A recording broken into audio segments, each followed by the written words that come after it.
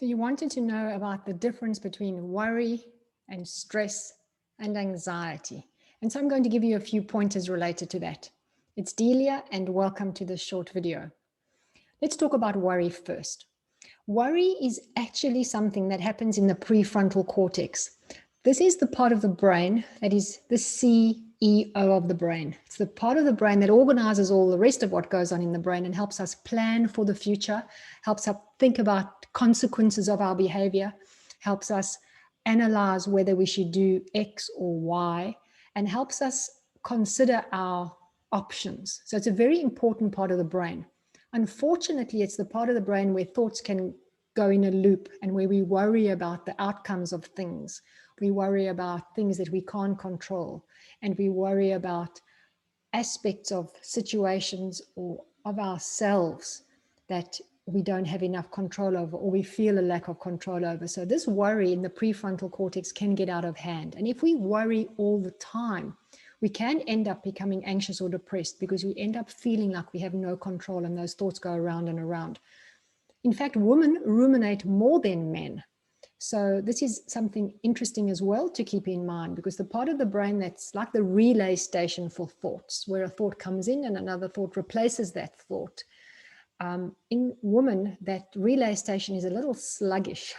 So we end up thinking a thought and it goes around and around and around, and we call that rumination. And this is the part of the brain where rumination happens. So that's the thing to understand. That's what worry is.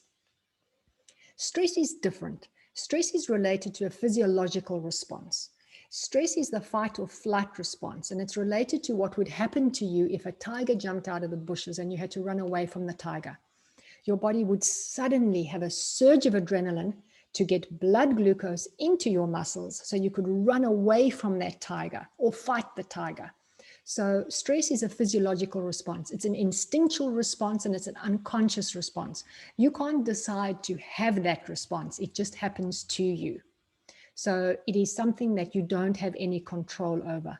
You know, maybe if you've had a near miss in the car where you nearly had an accident, you will feel your heart will start racing and you'll get a shaky feeling. That is what the stress fight or flight response does to you. You didn't plan for it, it just happened.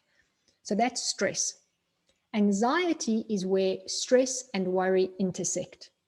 So when people feel anxious, it's because of thoughts going around in their head that are releasing that physiological response, that adrenaline response. So you then have the intersection of worry and an instinctual physiological response that are overlapping. And if this carries on for long enough, you end up with all the negatives of both worry and stress, which affect you both physically and mentally. Things like anxiety and depression. And unfortunately, the stress physiological response leads to cardiovascular disease, type 2 diabetes, even cancer. And also, because of the way cortisol works in the brain, anxiety and depression are also increased.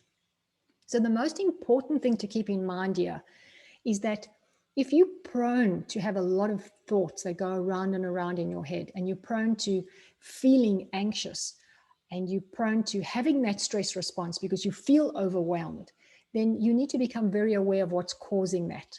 So the next time you have a very unpleasant experience or sensation in your body, or you feel those thoughts racing in your mind, just become very aware of where the feeling is. Is it mostly physical or is it cognitively in your brain? And then make a list of what those things are that are disturbing you and work from there, because awareness is the first step in dealing with this response, because over time it can become debilitating, and it can also over time become a neural pathway. So it becomes a habit to think this way, and that's what we want to stop in its tracks. So I hope that that's been helpful to you, and I hope that you can take away some value from that. But keep in mind that awareness is the most important thing. And in a follow-up video, I'll explain a little bit more about awareness and how we can use that to help us lower worry and the stress response from feeling overwhelmed, and in turn lower our anxiety levels. See you in the next one. Bye.